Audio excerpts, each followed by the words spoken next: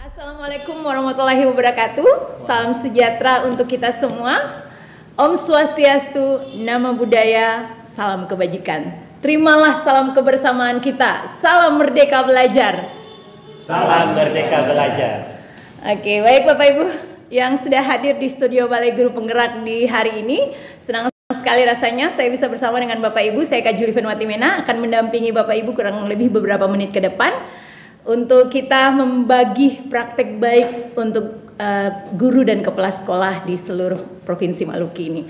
Baik, kita berada di acara yang paling bergengsi di Provinsi Maluku Bapak Ibu, apalagi kalau bukan Ngopi Pahit, ngobrol inspiratif paling hits. Oke, selamat pagi Bapak Ibu kepala sekolah hebat. Selamat pagi. Pagi ya, senang sekali loh saya bisa ketemu dengan Bapak Ibu kepala sekolah ini. Biasanya saya ketemunya di Zoom, tapi hari ini kita bisa berbincang-bincang langsung nih di studio Balai Guru Penggerak ya. Dan di edisi podcast Ngopi Pahit pagi hari ini di tanggal 27 Agustus 2022 kita akan berbagi praktek baik terkait dengan implementasi kurikulum merdeka yang sudah Bapak Ibu laksanakan di sekolah masing-masing. Bagaimana nih? Saya kenal satu-satu dulu ya. Saya sapa satu-satu kepala sekolah hebat kita dulu. Yang pertama ada Pak Semi dari SMA Negeri 5 Tual. Pak, selamat pagi Pak. Selamat pagi Kak. Enak. Selamat pagi sahabat BGP Nih. Provinsi Maluku. Oke, luar biasa nih. Kalau datang ke BGP, Bapak Ibu wajib mencoba ngopi langsung di BGP, ngopi pahit kita ya. Oke, silakan Bapak Ibu yang sudah tersedia di meja boleh dinikmati. Ini Pak Semi dari Tual ya. Iya. Oke, sehat Pak? Sehat. Terima Baik.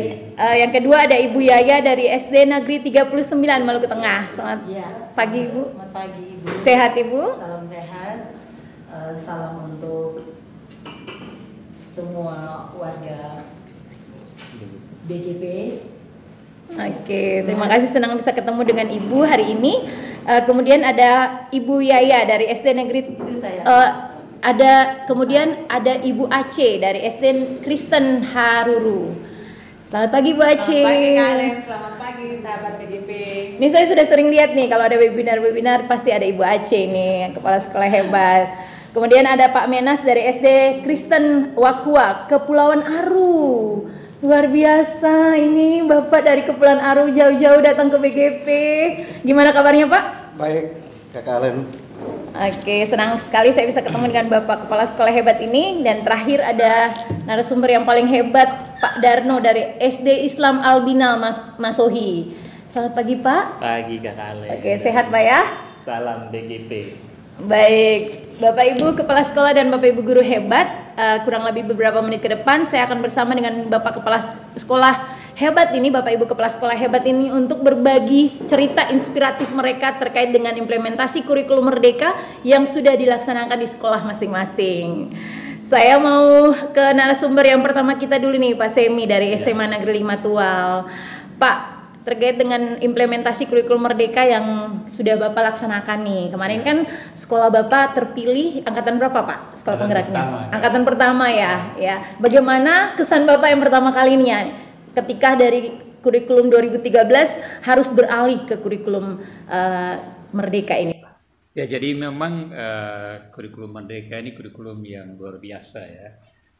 Pertama karena dia unik, ya, berbeda dengan K13 yang selama ini kita gunakan. Ada versi kurikulum K13 yang disederhanakan, disesuaikan dengan masa pandemi. Tapi setelah kemudian sekolah kita terpilih sebagai sekolah penggerak, paradigma pembelajaran kita akhirnya berubah. Jadi hal yang khas misalnya ketika kita mulai pembelajaran itu kita harus dahului dengan asesmen. Nah, asesmen itu ada dua model, Kak Alen. Asesmen diagnostik itu kita laksanakan untuk mengetahui minat, gaya belajar peserta didik kita maupun keadaan calon peserta didik kita secara umum di kelas 10. Tetapi juga ada asesmen kognitif. Jadi dengan hasil asesmen pertama, asesmen diagnostik, setelah datanya kita peroleh, kita sampaikan ke guru-guru makro kita.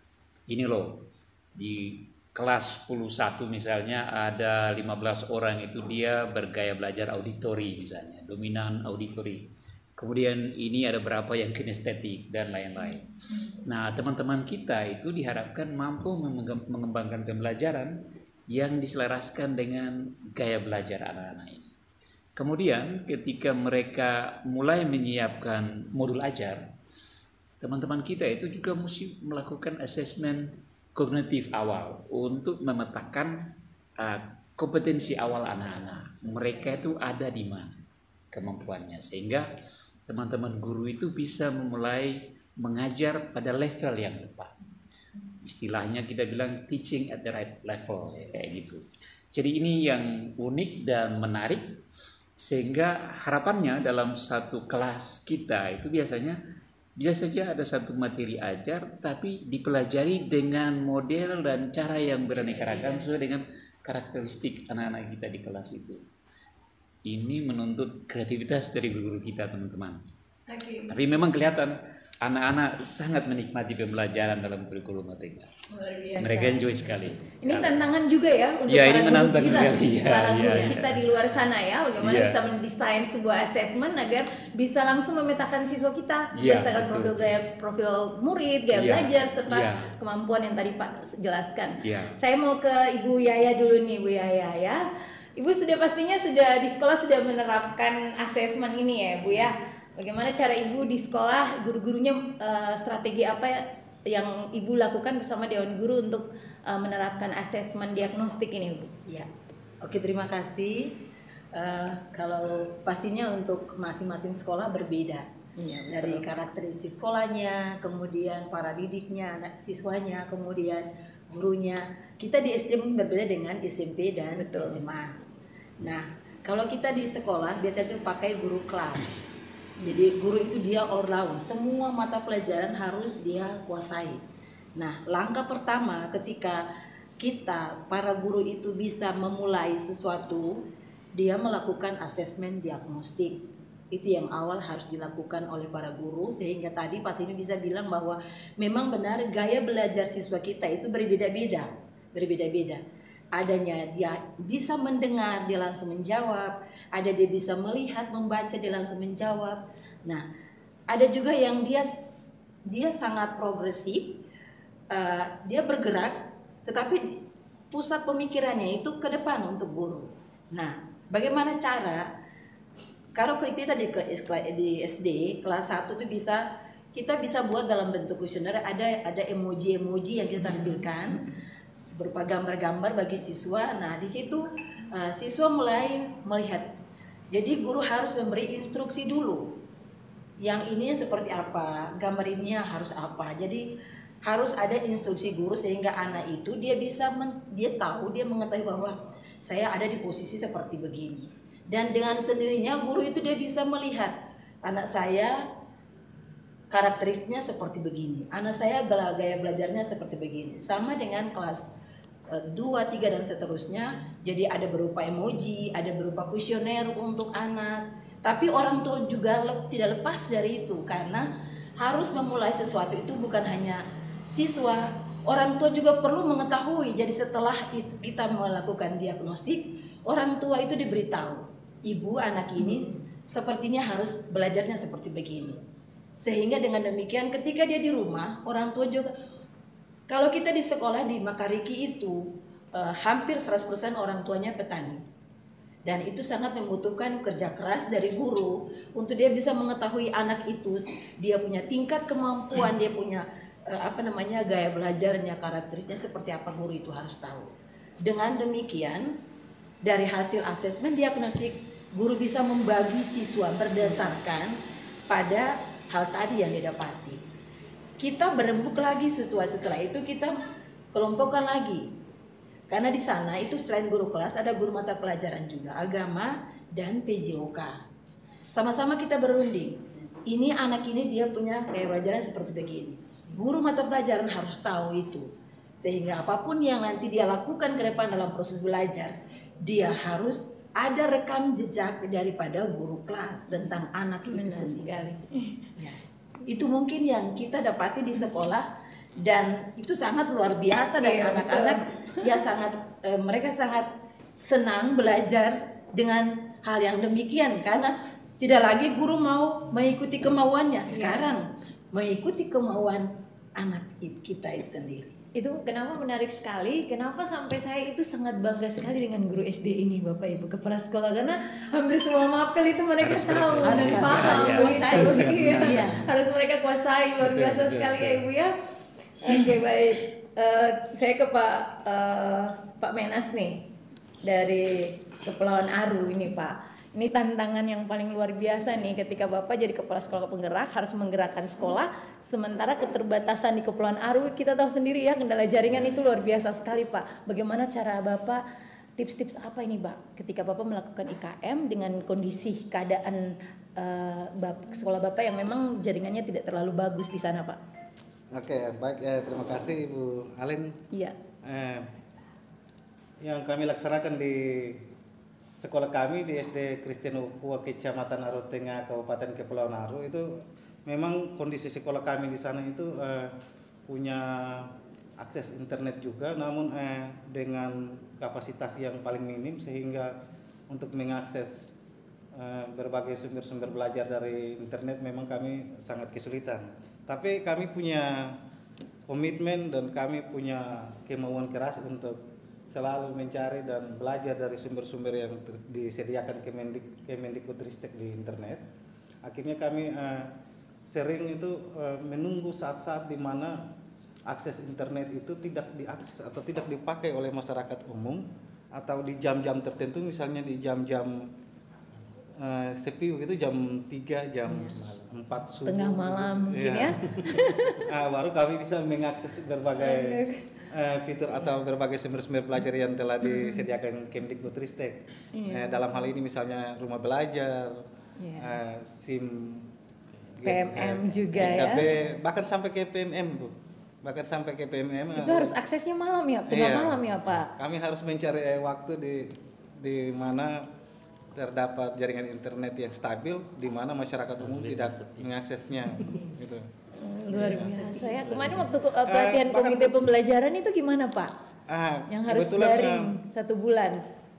Kebetulan karena di desa kami itu, tempat tugas kami itu sinyal internetnya waktu itu lagi mengalami kendala kerusakan pada sistemnya, maka kami berkoordinasi dengan dinas, berkoordinasi dengan pihak BGP juga, BPMP, bahkan dengan pelatih ahli untuk kami melaksanakannya di tempat yang ada sinyal yang memadai. Jadi tidak di sekolah kami, namun di tempat yang sinyal memadai. Kami berharap mungkin ke depan bisa dilaksanakan benar-benar di sekolah kami. Oke, amin ya. Semoga difasilitasi ya. Bolehlah, sudah jadi sekolah penggerak pastilah. Oke, baik, luar biasa. Pak Darno nih, Pak Darno sendiri jaringannya aman ya? Untuk di Mas Sohi, Mas Sohi jaringan aman. Jaringan di Mas Sohi aman. Gini Pak, untuk aktivitas untuk PMM sendiri Pak. Jadi Kemendikbudristek ini membuat sebuah platform mengajar untuk guru yang memudahkan guru untuk berkreativitas, kemudian untuk menghasilkan karya, artinya menjadi konten kreator lah gitu ya. gini Pak, Bapak di sekolah Bapak apa sudah semua orang login belum nih Pak? Saya mau tembak langsung nih kepala sekolahnya. Iya, baik. Terkait dengan platform Merdeka Mengajar, ya itu memang sampai terakhir yang karena kalau berharap guru yang akan berinisiatif itu agak sedikit susah gitu ya. Makanya kemudian awal bulan Agustus kemarin itu secara langsung begitu ya, saya khususkan ada waktu khusus begitu setelah proses pembelajaran di kelas itu, kemudian saya kumpulkan semua guru, kemudian duduk, kita tampilkan di layar aplikasi Merdeka Mengajar. Silahkan manfaatkan semua, login dengan akun belajar ID masing-masing. Dan alhamdulillah pada hari itu juga saya belum bisa memastikan apakah 100%, tapi lebih dari 90% hari itu bisa login, kemudian masuk melaksanakan pembelajaran di pembelajaran mandiri. Ya, di fitur belajar mandirinya. Iya. Sampai hari ini terakhir kemarin saya cek itu juga sudah hampir 80% lebih yang sudah menyelesaikan pelatihan mandiri, tinggal menyelesaikan karya nyatanya. Oke, baik, luar biasa sekali ya. Jadi memang harus harus dipaksa begitu ya, tanda kutip ya, dipaksa memang. Dipaksa emang ya untuk guru-gurunya bisa berkarya di PMM. Iya. Baik, memang diwajibkan semua kepala sekolah harusnya seperti itu ya, menjadi leader. Kita benar-benar sedikit memaksa ya, tapi memaksanya dalam hal baik ya, agar guru-gurunya semua mau berubah. Baik, luar biasa sekali. Saya mau ke Ibu Aceh dulu nih, dari SD Kristen Haruru. Iya, boleh. Ya, bagaimana Ibu kepala sekolah yang paling cantik? Aduh, cantik sekali Ibu hari ini. Terima kasih. Ini pertama kali Ibu hadir lulus kemarin, waktu lulus jadi kepala sekolah penggerak, dan di sekolah diharuskan untuk IKM nih ya. Bagaimana tanggapan Bapak Ibu gurunya nih? Iya, terima kasih. Karena untuk merubah mindset guru ini agak susah nih. Iya, agak susah. Iya. Lama dari kurikulum yang baru. Iya, terima kasih Kak Alen, dan memang pertanyaan ini sangat menyentuh saya karena kondisi real yang terjadi di lembaga pendidikan saya. 80% itu tenaga gurunya sudah memasuki masa purna bakti. Sehingga ini menjadi tantangan bagi saya. Ketika diberikan rahmat untuk ada, saya kadang-kadang merasa sedih. Sedihnya karena merupakan pergumulan berat. Ketika saya ada bersama-sama dengan para guru yang memang sudah, mau bilang sudah memasuki masa yang sudah produktif, tidak produktif lagi, itu menantang untuk bagaimana bisa menjadi motivator bagi para guru. Nah, sebagian juga tenaga honor. Nah, dari keterbatasan yang ada pada kami, saya berusaha dan berupaya untuk terus memotivasi para guru. Dan untuk implementasi kurikulum mereka di sekolah kami melakukan koordinasi bersama dengan pihak yayasan dan juga kerjasama dengan orang tua. Kami menyampaikan apa yang telah kami hadapi sekarang ini, dan mendapat tanggapan positif dari orang tua. Dan salah satu program untuk yang kami lakukan untuk menjadi motivasi dan terus mendorong para guru itu dengan salah satu kegiatan guru belajar. Itu kami laksanakan di setiap hari Sabtu, Balen. Nah, dari waktu yang kami luangkan di hari Sabtu itu, dan puji Tuhan sudah mulai ada perubahan yang dilaksanakan oleh para guru. Dan implikasi dari hasil implementasi kurikulum Merdeka ini sangat kami rasakan lewat hasil-hasil karya dan prestasi siswa. Di satu tahun belakangan ini, para siswa kami sudah bisa ada dalam event-event lomba yang diselenggarakan lewat Olimpiade Sains, dan kami unggul di bidang IPA untuk juara 2 tingkat provinsi. Kemudian di tingkat-tingkat yayasan, anak-anak kami juga senang karena salah satu muatan pelajaran bahasa Inggris yang kami terapkan itu sudah diaplikasikan lewat kegiatan kami di sekolah juga, pelaksanaan kegiatan English Day yang diselenggarakan setiap minggu pertama dan minggu keempat di hari Senin. Jadi sapaan siswa dari mulai masuk halaman sekolah sudah harus menggunakan bahasa Inggris. Itu kami latih dari siswa kelas 1. Itu hal baik. Kemudian event-event yang mereka selenggarakan itu waktu pada saat event untuk di tingkat yayasan, anak-anak kami unggul untuk cerita inspiratif dengan menggunakan bahasa Inggris dan juga lomba penataan lingkungan yang memang sebelum kami masuk pada implementasi kurikulum merdeka, memang lokasi sekolah kami tempat belajar itu memang tidak tertata dengan baik. Nah, setelah kami masuk dengan bantuan orang tua, maka kondisi lingkungan sekolah kami sudah bisa tertata dengan baik dan sangat menyenangkan ketika anak-anak mau belajar, sehingga kami pun menjuarai lomba penataan lingkungan sekolah untuk tingkat yayasan. Itu hal-hal baik yang bisa kami dapati sepanjang tahun ini yang bisa kami rasakan. Jadi Ibu mau bilang bahwa kurikulum ini sangat mempengaruhi hasil belajar siswa kita, sangat luar biasa, Kalen. Oke, ini banyak nih Bapak Ibu kepala sekolah nih agak ragu-ragu nih, apalagi kemarin nih, ini mau pilih mandiri berbagi atau mandiri belajar, ini agak gini nih. Nah, dengan adanya Bapak Ibu kepala sekolah di sini, berarti Bapak Ibu kepala sekolah yang ada di rumah sana sudah tidak khawatir. Oh, ayo sama-sama kita masuk dalam mandiri belajar, mandiri berbagi bila perlu, ya. Luar biasa sekali ya. Jadi tidak perlu takut untuk IKM di sekolah.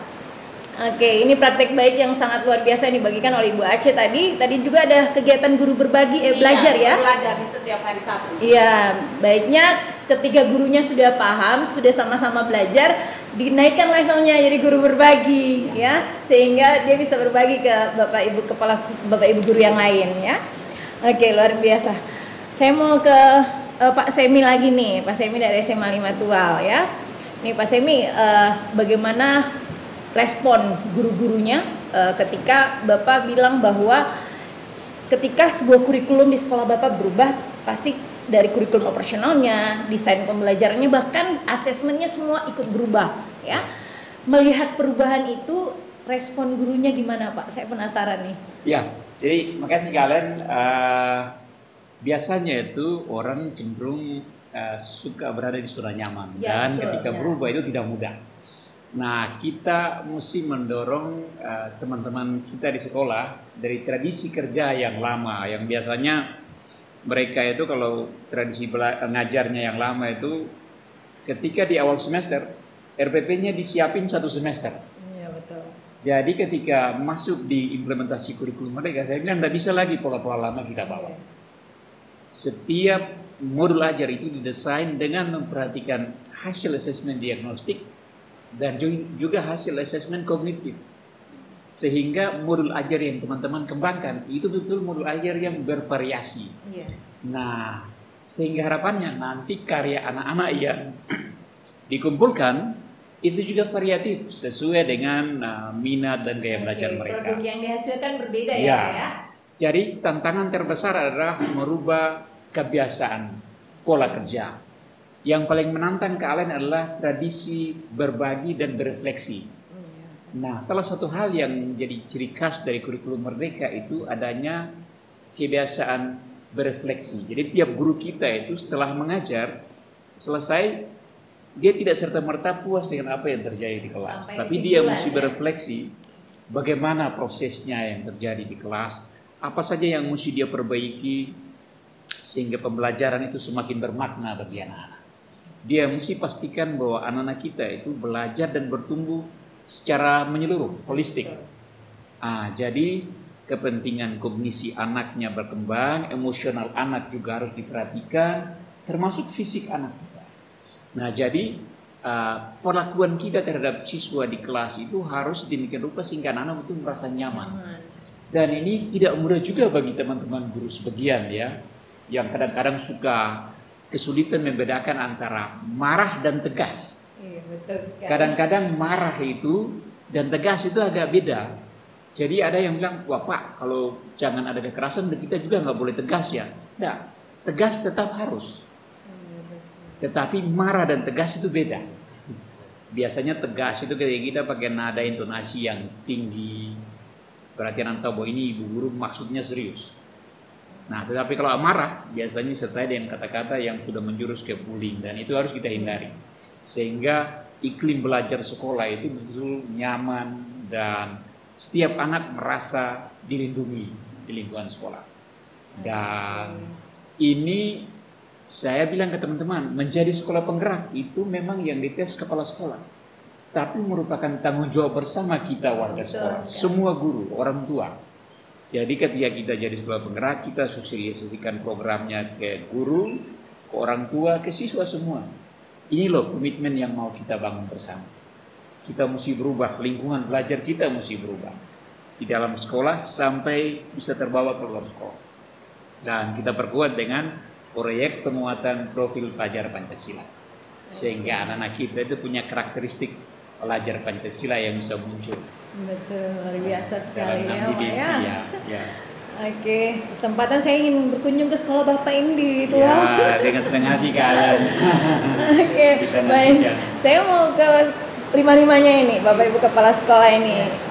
Untuk berbagi dan belajar kan di sekolah masing-masing itu kan untuk sekolah penggerak itu diwajibkan untuk buat sebuah komunitas belajar. Ya. Sudah sampai progresnya di mana nih? Ada yang sudah sampai di tahap daftar belum ini? Ya. Ada, sampai proses daftar sudah? Ya, kita sudah mendaftar ya. Tetapi memang di fase awal, jadi kita daftar 2. Saya selaku sekretaris MKKS, saya daftarkan komunitas MKKS. Oh iya, betul. Kemudian teman-teman guru di sekolah, karena kita bentuk komunitas belajar di sekolah, kita daftarkan juga. Tapi memang kelihatannya ada perubahan mungkin prosedur atau syarat pendaftaran, sehingga ketika di gelombang kedua kita daftar, saat pengumuman kita rupanya Belum masuk. gelombang belajar kita belum masuk. Jadi masih mesti coba lagi ya. Mungkin dicoba lagi, Pak. sebagai Kepsek sudah saya berefleksi ya. Apa sih yang buat saya daftar kelompok belajar MKKS Kota Tual tapi kok belum terakomodir? Saya udah masuk, sudah akses platform Merdeka Mengajar, ada 3 karya yang sudah saya upload di platform juga untuk memotivasi teman-teman. Tetapi sepertinya mesti kita coba karena mungkin banyak ya, jadi semoga saja kali ini lolos. Iya, Bapak sudah sampai di BGP, sudah coba kopi, Ya, pasti lolos lah. Nggak usah khawatir, pasti lolos. Oke, kita ngopi dulu Pak, sambil ngopi dulu ya. Ini ke Pak Menas nih, dari Kepulauan Aru nih. Ini saya excited sekali ya Pak ya, kemarin pada saat Bapak lolos jadi kepala sekolah penggerak dan harus melaksanakan implementasi kurikulum Merdeka sendiri Pak, tentu saja ini tantangan ya untuk Bapak selaku kepala sekolah dan guru-gurunya, bagaimana dengan karakteristik daerah Bapak yang memang susah sekali jaringannya ya. Kedepannya Pak, pastinya untuk implementasi untuk daftar komunitas, aktivitas di PMM, semuanya kan butuh jaringan nih Pak ya, butuh jaringan. Bagaimana Bapak siasati tantangan ini Pak?